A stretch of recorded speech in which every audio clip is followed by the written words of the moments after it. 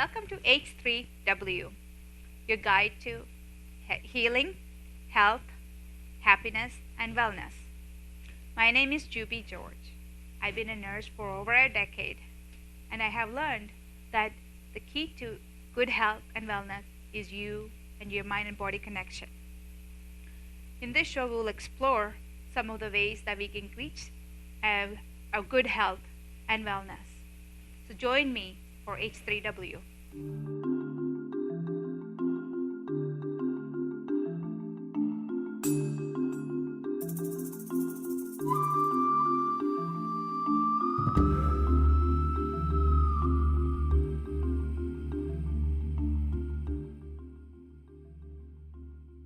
Today, we are going to talk about obesity and fitness.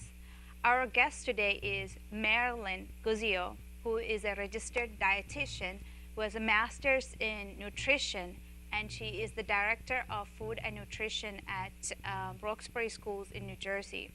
She is also a certified diabetes educator and certified in adolescent and adolescent weight management.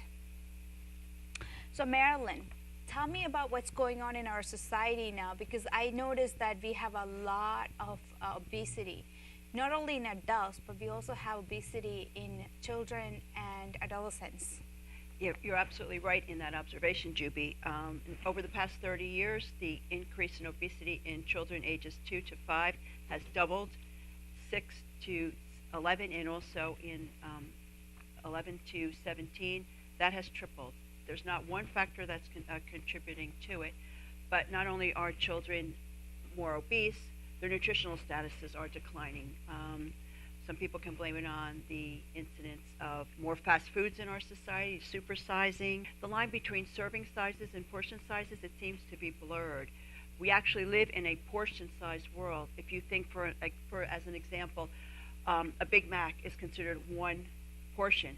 The reality is the small child's hamburger is an actual portion size. So if you compare the two, our perception is a little bit blurred and skewed in that. Children are also not drinking as much milk, and they're also drinking sodas. A perfect example of that is a gallon of milk is almost $4. You can buy a bottle of soda for under $1. And if it's an economic situation, this could have an impact on it. But there are ways that we can Okay, that's very true. I agree with you, and that is something that I really noticed, that the kids, especially the school meals, the adults, because the parents are working. Both parents are working, and there aren't enough time in the family to spend together or to buy and cook nutritious food in the house. It's so easy to just go pick up something from a fast food place or a restaurant, or even in the grocery store. They have pre-made food, and that saves a lot of time, and it's actually sometimes cost effective to do that. So what do you suggest that we can do to kind of alleviate that and kind of work around that, so that parents who are working, both parents are working and they don't have enough time at home to spend on cooking, but they still want to feed their kids nutritious meal? Well, you mentioned schools, and that's a lot of people don't know, if your children are not in schools, that in the past 3 years we have a wellness policy. It's nationwide. It's each state has their own wellness policy, and the nutritional standards in the schools, the bar has been set.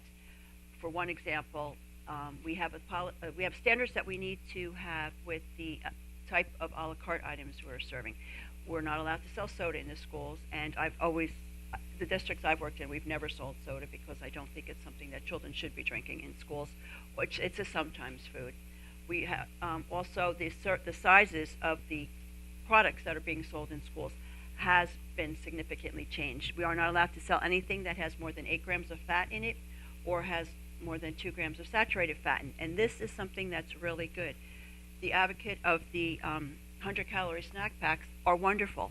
It gives you the opportunity to enjoy something that you may like or something that your child would enjoy without having it open-ended, like giving them a little bag of, we have here Cheez-Its, a small bag of Cheez-Its. That's more than enough for a child, but they're not having the great big box where they just might be, when you're distracted, you tend to overeat. So that's something that's important.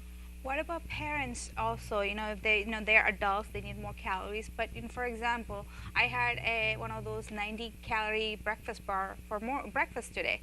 But what do you suggest about that? Can parents and kids both eat things like that for breakfast? But can that still be a healthy choice? Definitely, that was a good choice for you because most people skip breakfast, and skipping breakfast is a huge contributor to the obesity epidemic. One of the things that's really important that parents need to watch, most important, is your children need to eat. They have little bodies and they need to be fed during the course of the day. They should be getting most of their nutrients from their breakfast, lunch, and dinner, but in between meal snacks are very important to them. And also for adults. If you have an in-between snack, it keeps you fueled to the next meal. It also prevents you from overeating at the next meal. We all have had those days when you skip breakfast, you skip lunch, you don't have a snack, you come home at 6 o'clock, and you're starving. So anything goes. By the time you get the meal on the table, you've probably eaten an entire day's worth of calories on things that may not have been your best choice. So providing for your children a meal that meets their needs and several snacks during the course of the day, you're going to find you're going to be able to control their weight, they're going to be hungry, and they're going to be making the right food choices. If you're pressed for time, trying to keep things in the house that are kid-friendly. Are they also adult-friendly? More fresh fruit. If you cut up your fruit, I know my mom used to do that when my children were small. She used to come over with the watermelon all cut up. Well, that was wonderful because maybe when you're parenting or you're busy, you don't have time to cut it up, but that was a wonderful treat. Keep things, some yogurts. We can have the yogurt drinks are very nice, little fruits. They can have snacks, they can have cookies, but it's just the amount that you're giving to them. What about in terms of, I hear about about have a big breakfast and then a good sized lunch, but then have a very small amount for dinner, and also try to have a snack maybe around 4 o'clock or so that you don't have that dip that some people tend to have in the afternoon. Correct. Well, if you think about it, lunch is usually around 12, 1 o'clock, but most of us don't get home from work. Today's society, we don't eat until 6, 7, maybe even later, so you have a lot of hours in between. An afternoon snack is a wonderful idea. The amount of food you eat during the course of the day is what matters. How you eat that is really not that significant. There's a lot of misinformation out there, like you shouldn't eat after 7 o'clock. It's what you're eating during the course of the day. And maybe a big breakfast would be wonderful on the weekends with the lighter dinner, but during the week when we're all so busy, maybe a regular breakfast, a mid-morning snack. If you have like a bowl of cereal and milk for breakfast with maybe a small glass of orange juice, you could have like a half a bagel for a mid-morning snack with a little bit of peanut butter on that.